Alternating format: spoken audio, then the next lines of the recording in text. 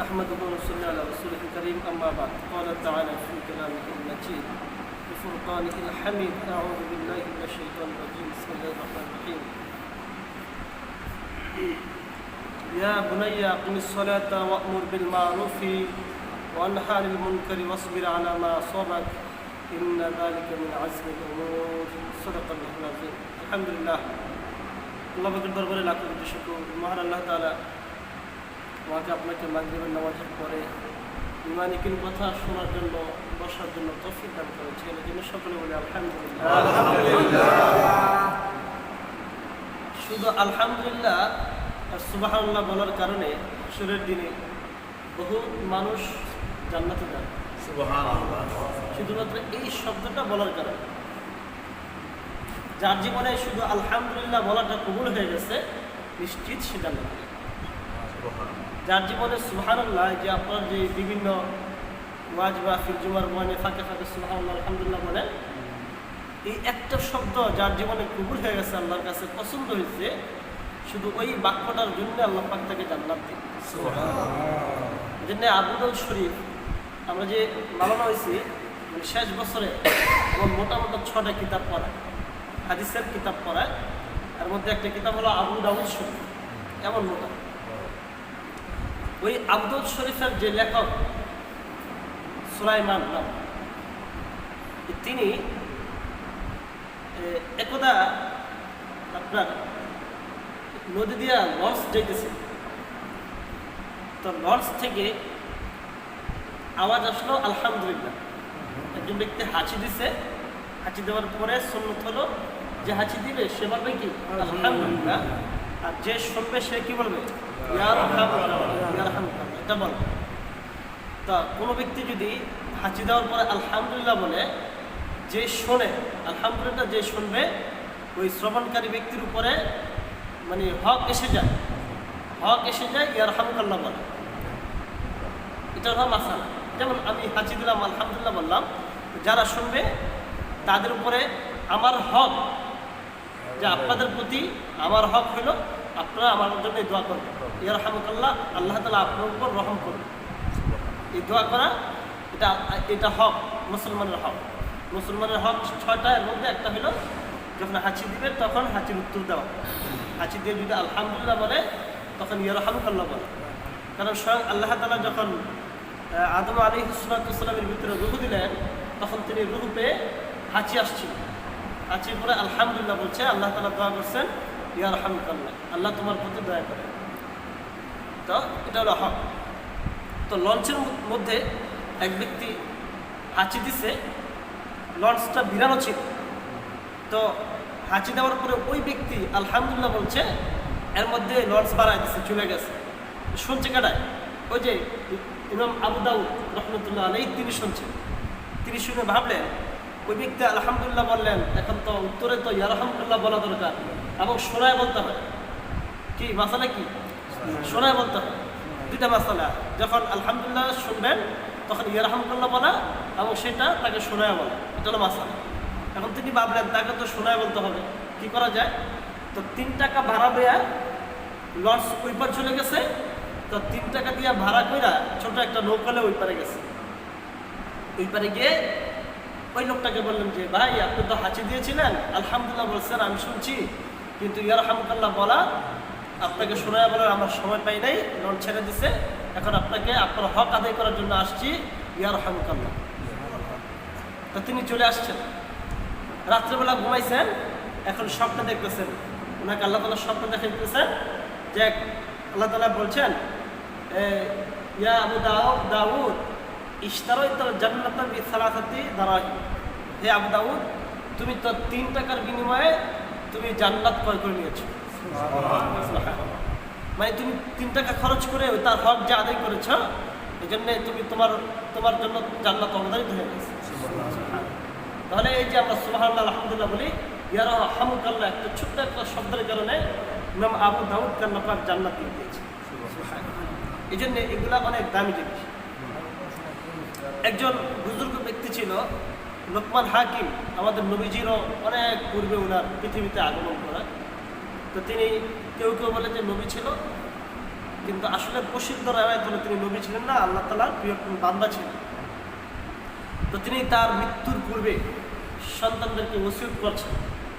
মৃত্যুর পূর্বে যেটা করা হয় সেটাকে বলা হয় নসিহত, আর জীবিত থাকা অবস্থায় পিতামাতা সন্তানদেরকে যেটা বলে সেটা বলে নসিহত। নসিহত আমি যখন আপনাদেরকে নসিহত করতেছি এটা ওসিয়ত না, এটা নসিহত, পরস্পরে নসিহত করতেছি। আর মৃত্যুর পূর্বে যেটা করা হয় শেষ মুহূর্তে সেটা হলো ওসিয়ত। তো আল্লাহ নবীজি উম্মতকে ওসিয়ত করে গেছে, শেষ মুহূর্তে নামাজে ওসিয়ত করে গেছে যে আমার উম্মতকে বলেও তারা যেন 5 ওয়াক্ত নামাজ পড়ে। তো এই লোকমান হাকিম রহমতুল্লাহ আলাইহি তিনি তার সন্তানকে শেষ মুহূর্তে ওসিয়ত করে যাচ্ছেন। কি ওসিয়ত? ইয়া বুনাইয়া, হে সন্তান, আকিমিস সালাতা, একটা ওসিয়ত হলো তুমি নামাজ পড়ো। 2 ওয়া'মুর বিল মা'রুফ ওয়া নাহি আনিল মুনকার, তুমি সৎ কাজের আদেশ করিও, অসৎ কাজের নিষেধ করিস। 2টা নসিহত করে তিনি চলে গেলেন। এরপরে বললেন যে নামাজ পড়তে গিয়েও তোমার অনেক পায়ে ব্যথা হবে, কোমরে ব্যথা হবে, শীতের সময় ঠান্ডা লাগবে, কারণ যে নামাজ পড়ে সে তো ফরজ গোসল করে, আর যে নামাজ পড়ে না সে গোসল করে এই 8টা 9টা বাজে 10টা বাজে যে গোসল করে, ঠিক না? আর যে গোসল করে ভোর রাত্রে তার ঠান্ডা লাগে। তো তিনি বললেন যে এই আল্লাহর হুকুম নামাজ পড়তে গেলে, সৎ কাজের আদেশ অসৎ কাজের নিষেধ করতে গেলে তোমার উপর বিপদ আসবে, অনেক বিপদ আসবে। অসবির আলা বা আসবা, তোমার উপর যে বিপদ আসবে তখন তুমি ধৈর্য ধরিও।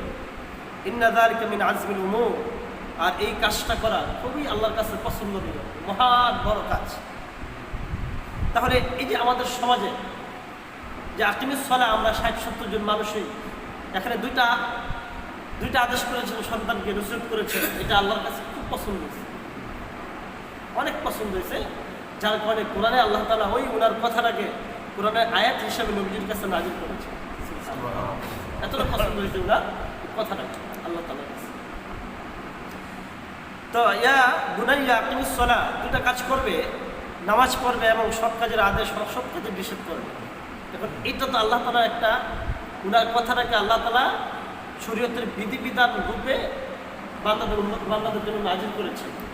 এখন এই 2টা হুকুমের ভিতরে আমরা কিছু সংখ্যক মানুষ প্রথমটা পালন করি ঠিকই, কিন্তু দ্বিতীয় হুকুমটা আমরা কেউ পালন করি। আকিমিস সালাতা, নামাজ পড়িও, এটা আমরা পড়ি আলহামদুলিল্লাহ পড়ি, কিন্তু এটা যেমন ফরজ, কিন্তু পরের হুকুমটাও কিন্তু ঠিক ফরজ, যে ওয়া'মুর বিল মা'রুফ, সৎ কাজের আদেশ করা এবং অসৎ কাজের নিষেধ করা, ওইটা কিন্তু ফরজ, কিন্তু আমরা ওইটা ছেড়ে দিছি, নামাজটা আমাদের দিচ্ছি। এই জন্য আমরা খাঁটি মুসলমান এখন হইতে পারি। তো সৎ কাজের আদেশও করতে হবে, অসৎ কাজের নিষেধ করতে হবে। অসৎ কাজের নিষেধ, সৎ কাজের আদেশ করতে গিয়ে অনেক ধরনের বিপদ আসবে। যদি জীবন চলে যায়, মৃত্যুর সাথে সাথে জান্নাতে চলে যায়। এই জন্যে হাদিস শরীফে আছে যে মাসালুল কাইমি ফি হুদুদিল্লাহি, আল্লাহ নবীজি বলেন যে ব্যক্তি আল্লাহ তাআলার বিধিবিধান পালন করে, ওয়াল কাইয়ি ফিহা, এবং যে ব্যক্তি হুকুম বিধিবিধান পালন করে না, এই দ্বিভুক্তর, এই সৎ কাজের আদেশ করে আর অসৎ কাজের আদেশ করে না, এই 2 ব্যক্তির উদাহরণ আল্লাহর রাসূল খুব সুন্দর করে দিয়েছে। যে কামাসালি কওমিন, এমন একটা সম্প্রদায়, কিছু লোকের মতো, একটা সম্প্রদায়ের মতো, একটা গ্রামের কিছু লোকের মতো, ইস্তাহামু আলা সাফিনাতিন, যে লোকগুলা সব একটা জাহাজের মধ্যে উঠছে, তো দোতলা জাহাজের মধ্যে উঠছে। তো ফাসার বা'দুহুম আলাহা ওয়া বা'দুহুম আসফালাহা, এই সমস্ত লোকদের মধ্যে কিছু সংখ্যক দোতলায় আর কিছু সংখ্যক মানুষ নিচতলায়। এখন তাদের মধ্যে নিচতলা মানুষ দোতলায় গেলে ওরা কষ্ট দেয় বা চিল্লাচিল্লি করে, তাদেরকে দোতলায় যাইতে দেয়। পানি হলো দোতলায়, পানির ট্যাপ কোথায়? দোতলায়। নিচতলার লোক গেলে তারা চিল্লাচিল্লি করে, ধমকাধমকি করে, ফোঁটা দেয়।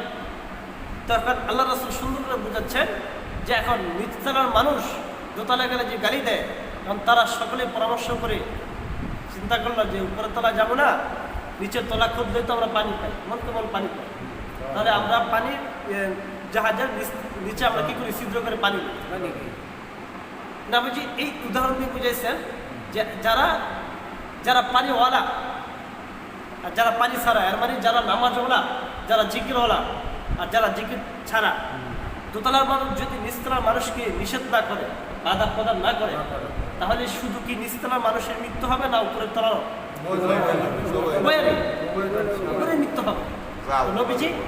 নবীজি বুঝাইছেন যে তোমরা যারা নামাজ পড়ো, আল্লাহর হুকুম পালন করো, কিন্তু যারা নামাজ পড়ে না, আল্লাহর হুকুম পালন না, শরীয়তকে মানে না, তাদেরকে যদি তোমরা বাধা না দাও, তাহলে ওই জাহাজের মতো মানুষদের অবস্থা তোমাদের হবে, তোমরা উভয়দেরই ধ্বংস হবে। এই জন্যে আমাদের দাওয়াত, এটা আমাদের দায়িত্ব, এটা একটা ফরজ আমল।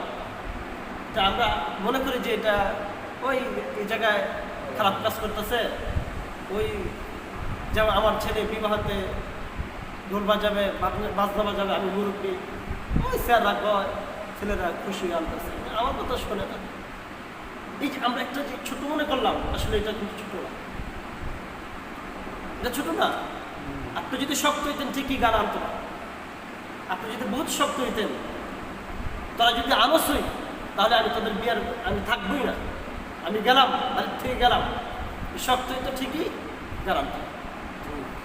তবে মোহতারাম ভাই, তো এই সৎ কাজের আদেশ করা, নামাজ, রোজা, হজ, যাকাত যেমন ফরজ, ঠিক সৎ কাজের আদেশ করা, অসৎ কাজের নিষেধ করা, এটা ফরজ। আল্লাহ পাক এই দায়িত্বকে বর্ণন করে দিয়েছেন, ইয়া আইয়ুহাল্লাযীনা আমানু কু আনফুসাকুম, আগে তুমি জাহান্নাম থেকে বাঁচো।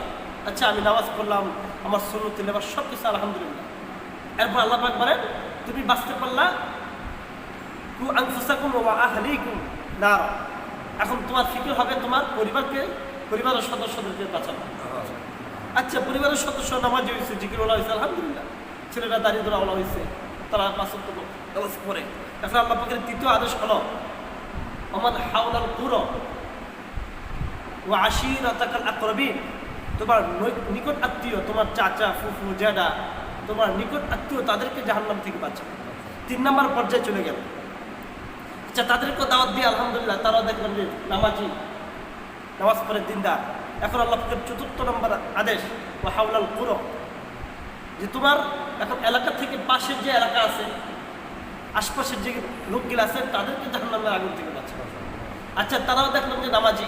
এখন আল্লাহ পাক বলেন, কুনতুম খায়রা উম্মাতিন উখরিজাত লিন-নাস তা'মুরুনা বিল মা'রুফ ওয়া তানহাউনা আনিল মুনকার।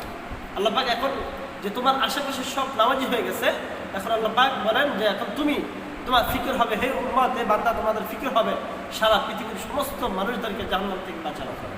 কারণ এর জন্যই আমি তোমাদেরকে সর্বশ্রেষ্ঠ উম্মত বানিয়েছি। তোমাদের শুধু এই জাহান্নামের আগুন থেকে দাওয়াত এবং তাবলীগ, এই যে কাজ, এই কাজের কারণেই তোমাদেরকে সর্বশ্রেষ্ঠ জাতি আমি বানিয়েছি। খৈরু উম্মাতি, আল্লাহ পাক বলেন সর্বশ্রেষ্ঠ আমি তোমাদেরকে বানিয়েছি। তা'মুরুনা বিল মা'রুফ, তোমরা সৎ কাজের আদেশ করবে, অসৎ কাজের নিষেধ করবে। কারণ এই দায়িত্বটা পৃথিবীর কোনো নবীর উম্মতের ছিল না, শুধু এই দায়িত্ব আমাদেরকে আল্লাহ পাক দিয়েছে। এই দায়িত্ব পাওয়ার কারণেই আল্লাহ আমাদেরকে অনেক উঁচু বানিয়েছে, দামি বানিয়েছে।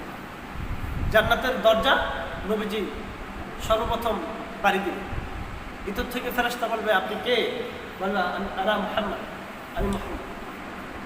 তারপরে ফেরেশতা বলবে, দরজা খুলে দিবে, দরজা খুলে দিবে এবং বলবে যে, ইয়া রাসূলুল্লাহ, আপনি সর্বপ্রথম জান্নাত উদ্বোধন করবেন।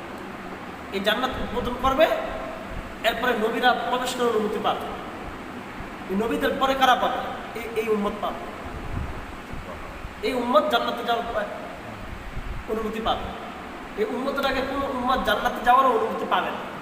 তাহলে এত শ্রেষ্ঠ আমরা আল্লাহ পেয়েছি শ্রেষ্ঠ, আমরা নবী পেয়েছি শ্রেষ্ঠ, আমরা কোরআন পেয়েছি শ্রেষ্ঠ, আমরা ইসলাম পেয়েছি শ্রেষ্ঠ। তারপরে যদি জাহান্নামে যাচ্ছে, এর থেকে আফসোস কি হতো? এই জন্য মোহতারাম, আমাদেরকে আল্লাহ পাক দামি বানিয়েছেন। আমরা এই সৎ কাজের আদেশ, অসৎ কাজের নিষেধ, এই দায়িত্ব পালন করব, এই দায়িত্ব পালন করব। ফ্যাক্টরির মালিকের কাছে তার কর্মচারী ততক্ষণ পর্যন্ত দামি হয় না যতক্ষণ পর্যন্ত সে কাজ না করে। সে কাজ না করে, যখনই সে কাজ করে, মালিক ফলো করে, যে আমার কর্মচারীটা খুব ভালো কাজ করে, তার বেতন মাসে মাসে বা বছরে বছরে বেশি করে দাও, বেশি করে দাও, তখন তার প্রতি নজর থাকে।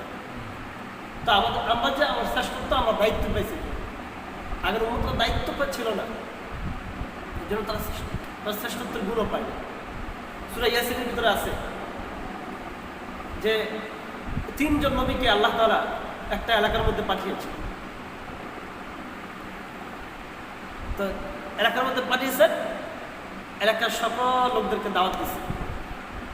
দাওয়াত দেওয়ার পরে তারা কেউই ওই 3 নবীর কথা সাড়া দেয় না, শোনেনি।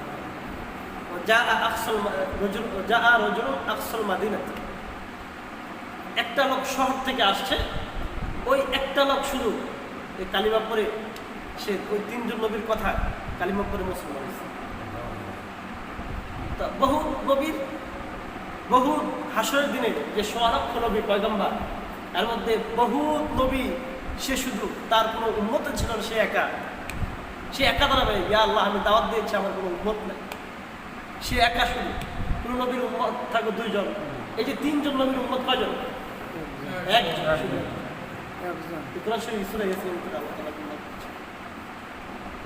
একজন উম্মত। তা বহু নবী দাঁড়াবে হাসরের দিনে যাদের কোনো উম্মত নেই, কারো 2 জন, 3 জন, 4 জন, 5 জন, এরকম উম্মত হবে, কিন্তু সে তার জীবনটা ভরে দাওয়াত দিয়ে গেছে, জীবনটা ভরে দাওয়াত দিয়ে গেছে। এই 3 জন নবী, সূরা ইয়াসিনের ভিতরে আল্লাহ তাআলা যে 3 জন নবীর কথা উল্লেখ করেছেন, এই 3 জন নবী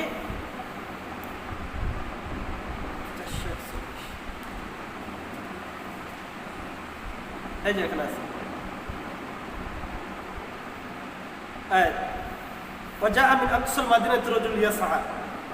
তো 3 জন নবী যখন তাদেরকে দাওয়াত দিতেছিল, একটা জাতির কাছে 2 জন নবী পাঠাই, 2 জন নবী আগে তাদেরকে ইসলামের দাওয়াত দিতে লাগলো, কারণ তারা 2 জনের কথাই মানে না। ফাকাযযাবুহুমা, ওই উম্মতরা জাতিরা তাদেরকে মিথ্যা প্রতিপন্ন করলো, তারা জাদুকর, বিভিন্ন কথাবার্তা বলে। ফাআযযাযনা বিসালিসিন, আল্লাহ পাক বলেন যে আমি তাদেরকে শক্তিশালী করলাম আরেকজন নবী দিয়ে, 3 জন পেল। আচ্ছা, ফাকালু ইন্না ইলাইকুম মুরসালুন, এই 3 জন এখন গিয়ে জাতির কাছে বলতেছে যে আল্লাহ পাক আমাদেরকে নবী বানায় পাঠাইছে। ক্বালু মা আনতুম ইল্লা বাশারুম মিসলুনা, তারা জাতিরা বলল আরে কি তোরা তো আমাদের মতোই মানুষ, যদি নবী হইতো তো ফেরেশতাই তো, মানে এরকম নবী হইলে তো ফেরেশতাই তো, আমাদের নবীর ক্ষেত্রে ঠিক এইরকম কথা বলছে, তুমি তো জাদুকর, আনতা সাহিরুন কাযাব, তুমি মিথ্যাবাদী জাদুকর। মা আনতুম ইল্লা বাশারুম মিসলুনা, আরে কিসের তোমরা নবী, তোমরা তো আমাদের মতোই মানুষ, খাও ঘুমাও, বিয়া শাদী করো, বাচ্চা। ওমা আনজালা রহমানু মিন শাইইন, আল্লাহ বলতে কেউ নেই, কিসের আল্লাহ? ইন আনতুম ইল্লা তাকযিবুন, তোমরা 3 জনে মিথ্যা বলতেছো। ক্বালু রব্বানা ইয়ালামু ইন্না ইলাইকুম লামুরসালুন, তারা বলল রব্বানা হে আল্লাহ, ইয়ালামু, আপনি তো জানেন, ইন্না ইলাইকুম লামুরসালুন, আমরা তাদের কাছে নবী বানাই, আপনি পাঠাইছেন, আপনি তো জানেন, কার কাছে বিচার দেব? ওমা আলাইনা ইল্লাল বালাগুল মুবিন, হে আল্লাহ আমাদের কাজ তো শুধু তাদেরকে দাওয়াত দেওয়া, হেদায়েতের মালিক তো আপনি। ক্বালু ইন্না তাতায়্যারনা বিকুম, তারা বলল যে তোমরা তো 3 জন কুফর, তোমরা আমাদের জন্য ক্ষতিকারক কুফর, লা ইল্লাম তানতাহু, যদি তোরা এই দাওয়াত থেকে, কালিমা থেকে বিরত না থাকিস, না নারজুমান্নাকুম, পাথর মেরে হত্যা করব, ওয়ালা ইয়ামাসসান্নাকুম মিন্না আযাবুন আলীম, এবং কঠিন আযাব দিব, কঠিন শাস্তি দিব। ক্বালু তায়রুকুম মাআকুম, এরপরে ওয়াজা মিন আকসাল মাদিনাতি রাজুলুন ইয়াসা, দৌড়ে একজন লোক আসলো, ক্বালা ইয়া কওমি ইত্তাবিউল মুরসালিন, ওই এই লোকটাই এই 3 জনের কথা শুনে ইসলাম গ্রহণ করল। এখন সে দৌড়ে জাতির কাছে গেল, যে বলল ওয়াজা মিন আকসাল মাদিনাতি, ক্বালা ইয়া কওমি ইত্তাবিউল মুরসালিন, হে জাতিরা তোমরা এই 3 জন নবীর কথা তোমরা মানো, তোমাদের লাভ হবে। ইত্তাবিউ মান লা ইয়াসলুকুম আজরা ওয়া হুম মুহতাদুন, তারা তো তোমাদের কাছে কোনো বিনিময় চায় না, টাকাও চায় না, কোনো পয়সাও চায় না, তোমরা তাদের কথা মানো। তোমরা মানলে যে তারা তোমাদের বাড়িঘর নিয়ে যাবে, সম্পদ নিয়ে যাবে, এমনটাও না, তোমরা তাদেরকে মানো। ওই একটা লোক যে মুসলমান আছে, সে তার জাতিকে গিয়ে বলতেছে মানি আলা আবদুল্লাহি ফাতরানি ওয়া ইলাইহি তুরজাউন, কি হলো আমার যে আমি এখন ওই জাতিরা ধইরা মানে খুব মারছে, মারধর করছে। তখন জাতির লোকেরা, সর্দাররা বলল যে তুই তাড়াতাড়ি এখন কালিমা ছাড়, আমাদের মূর্তি খোদা, এই খোদার এদের পূজা কর। তখন সে কোনোভাবেই ইসলাম ছাড়তে রাখে। সে বলল ওমালি আলা আবদুল্লাদি ফাতরানি ওয়া ইলাইহি তুরজাউন, আমি কিভাবে ছাড়তে পারি, আমি কিভাবে তোমাদের ওই ওই আল্লাহর ইবাদত করবো না? কেন আমি ইবাদত করবো না? যার কাছে আমার ফিরে যেতে হবে, যার কাছে আমার যেতে হবে, যার কাছে আমার হিসাব প্রকাশ দিতে হবে, যার কাছে আমার আমলের সব কিছু দিতে হবে, আমি তার ইবাদত কেন করবো না? আত্তাখিযু মিন দুনিহি আলিহাতান ইউরিদুর রহমান বিদুল্লাহ তুগনি আননি শাফাআতুহুম শাইআন ওয়া লা ইউনকিদুন। ওই লোক বুঝাতে চাইতেছে যে তোমরা এমন খোদাকে ধরছ যে খোদা তোমাদের ক্ষতি করতে পারে না, যে খোদা তোমাদের কোনো উপকারই করতে পারে না, যে খোদা আসলে দিন তোমাদের কোনো সুপারিশও করতে পারবে না, ওয়া লা ইউনকিদুন, তোমাদেরকে মুক্তিও করতে পারবে না। এই কথা বলার পরে তারা দুইরা জাতির সমস্ত মানুষ দূরে আরে একদম পিডা হয়ে গেছে, মেরে গেছে, একবার পিডা একবার মেরে গেছে। ইন্নী আমানতু বিরাব্বিকুম ফাসমাউন। তো ওই লোকটা বলতেছে কিলা দাখুলুল জান্নাহ, যখন মৃত্যু শেষ, মানে মারতে মারতে মারতে মারতে রূহটা ফেরেশতা নিয়ে যাবে, তখন ওই মুসলমান ওনাকে বলা হলো যে কিলা দাখুলুল জান্নাহ, তুমি জান্নাতে প্রবেশ করো। জাতিরা বাইরে মারতেছে, আর শেষ মুহূর্তে ওনাকে আল্লাহ তাআলা বললেন যে তুমি জান্নাতে প্রবেশ করো। আচ্ছা, ক্বালা ইয়া লাইতা কওমি, তখন তিনি যখন ওনার চোখের সামনে জান্নাত দেখতে পারলেন, হুর গিলমান দেখতে পেলেন, তখন তিনি চিৎকার দিয়ে উঠলেন, ইয়া কওমি ইয়া লাইতা কওমি, হায় আফসোস আমার জাতির জন্য, ইয়া লামু, যদি তারা জানতো, আমি যা দেখতেছি যদি তারা বুঝতো, আমি যেটা আমার চোখের সামনে আল্লাহ তাআলা তুলে ধরেছেন সেটা যদি তারা বুঝতো, আফসোস তাদের জন্য। তো এই যে একজন লোক, শত শত নবীর একজন উম্মত, সে এই তার জান দিয়েছে আমর বিল মারুফ নাহি আনিল মুনকারের জন্য, সৎ কাজের আদেশ করতে গিয়ে সে তার জীবনটা যে তাকে বাইরে মেরে ফেলছে, তার শুধু তার জীবনটা তারা নিয়ে নিছে, কিন্তু সাথে সাথে কই চলে গেছে জান্নাত। মানে মৃত্যুর আগে আল্লাহ তাআলা বলে দিয়েছেন ইলা দাখুলুল জান্নাহ, তুমি জান্নাতে প্রবেশ করে ফেল, প্রবেশ করে ফেল। এই জন্যে সৎ কাজের আদেশ করা, আল্লাহ পাকের হুকুম পালন করার পাশাপাশি যে সৎ কাজের আদেশ করা, অসৎ কাজের নিষেধ করা, এটা আল্লাহ পাকের হুকুম, এটা আমরা বহুত মানুষ। আর সৎ কাজের আদেশ করে এটা অত্যন্ত সহজ। যেমন আপনি রাস্তা দিয়ে আসতেছেন, একজন মানুষ দেখলেন বাইক চলে নামাজ পড়ে আসে, আপনার জিম্মাদার আদায় হবে, এটি দাওয়াত। দাওয়াত বড় কোনো কঠিন কিছু না যে আপনার পায়ে ধরিয়ে আনতে হবে, আর তাকে আলগায় আনতে হবে, তাকে হেসরায় মসজিদে আনতে হবে, এটা আল্লাহ পাক চান, এটা আল্লাহ পাক চান নাই। দুই কথা বুঝাও, তুমি শুধু একটু ব্যথা নিয়ে দরদ নিয়ে কথা বলো, চলেন ভাই নামাজে আসে, চলেন ভাই এই কাজটা ছেড়ে দেন, গান বাদ্যটা ছেড়ে দেন, এটি দাওয়াত। দাওয়াত বড় আহামরি অনেক কোনো কিছু না। নবীজি সাল্লাল্লাহু আলাইহি সাল্লাম নবুয়ত পাওয়ার পর তিনি ওয়াশিরাতাকাল আকরাবিন, আল্লাহ পাক আয়াত নাযিল করলেন যে তুমি তোমার আত্মীয় স্বজনকে দাওয়াত দাও। এই আয়াত পাওয়ার পরে নবীজি এতটা স্থির হয়ে যেতেন, ঘুম খাওয়া দাওয়া পর্যন্ত বাদ দিয়েছে, যে কীভাবে আমার উম্মতকে আমি জাহান্নাম থেকে বাঁচাতে পারি। খুব পেরেশানি, সব সময় তিনি পেরেশানি থাকতেন, হাই হতাশ করতেন, আল্লাহ কী হবে। তো আল্লাহ পাক ওনার পেরেশানি দেখে আল্লাহ পাক ওনাকে শান্ত করেন, ইয়া মুহাম্মদ আপনি এত পেরেশানি হলেন, এত পেরেশানি হলেন।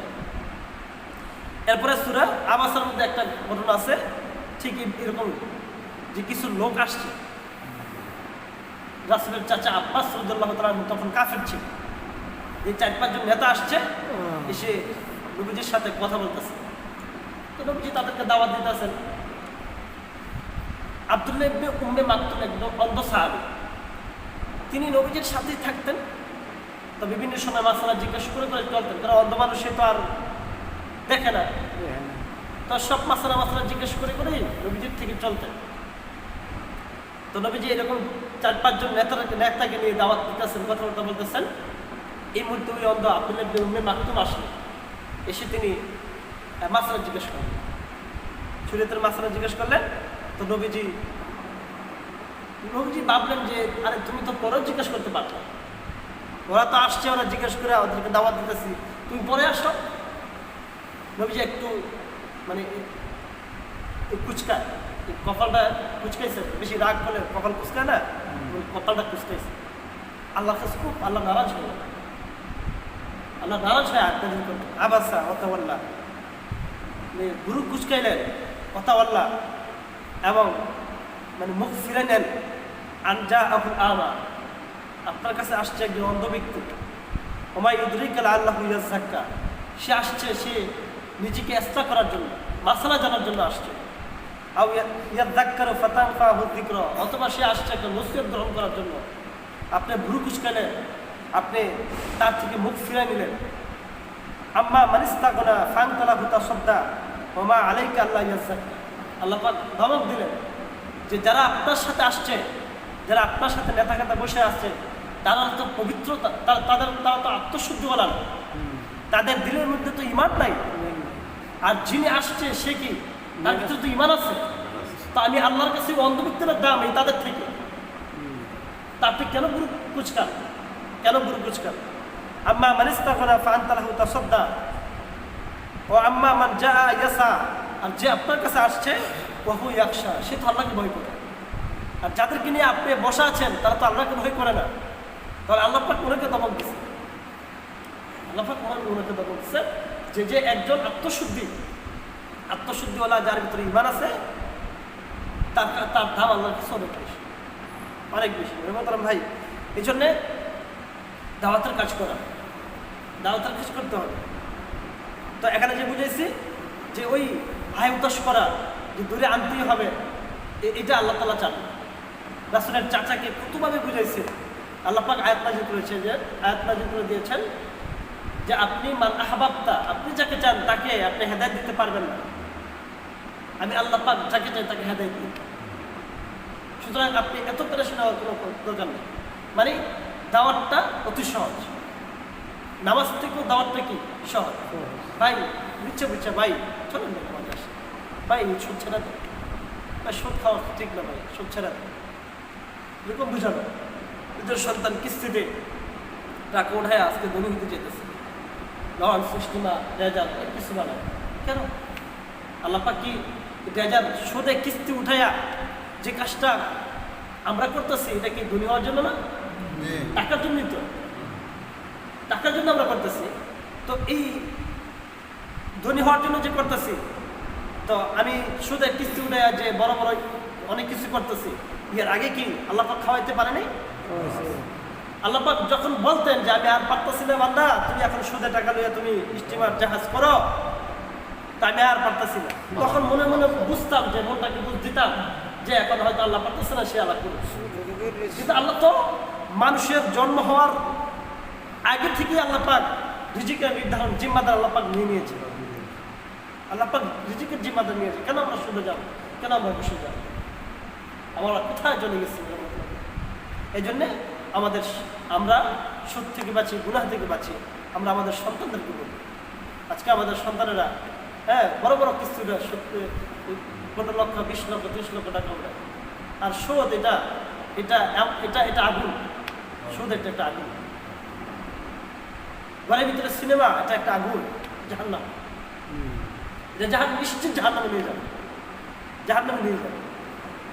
তাই জন্যে সৎ কাজের আদেশ করা, অসৎ কাজের নিষেধ করা। আমি বাঁচলাম, আমার আত্মীয় স্বজনকে বাঁচাই, আমার জাতিকে বাঁচাই। আজকে মঙ্গলবার, ইনশাল্লাহ একটা তাবলিগ জামাতে যাওয়ার দরকার, খুব দরকার। 3 দিনের জন্য একটা জামাত বের হওয়ার দরকার। তাবলিগ জামাতে যে আপনাদের জন্য কোনো এখন মাদ্রাসায় পড়ার সুযোগ আছে?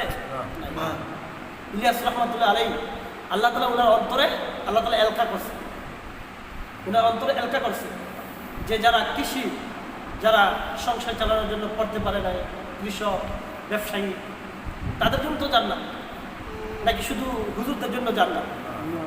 সকল শ্রেণীর মানুষের জন্য জান্নাত আল্লাহ পাক বানাইছে। যে কৃষি করে সে কৃষির পাশাপাশি জান্নাত উপার্জন করতে হবে, যে ব্যবসা করে ব্যবসার পাশাপাশি জান্নাত উপার্জন করতে হবে, যে শ্রমজীবী রিক্সা চালায় তারও রিক্সা চালানোর পাশাপাশি জাহান্নাম থেকে বাঁচতে হবে, জান্নাত উপার্জন করতে হবে।